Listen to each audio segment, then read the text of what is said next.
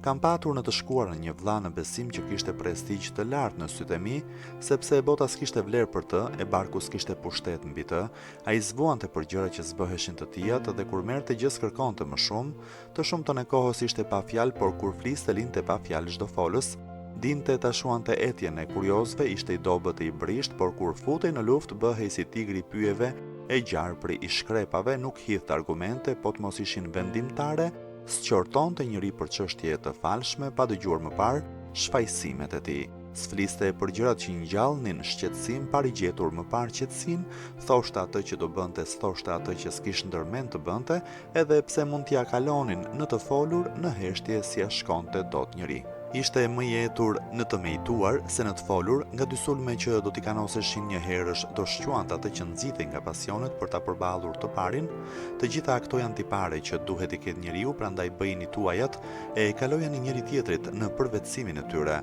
Po edhe në mos i bëfshi tuaja të gjitha, dijeni se është më mirë të kesh një pjesë të tyre se të heqësh dorë nga të gjitha.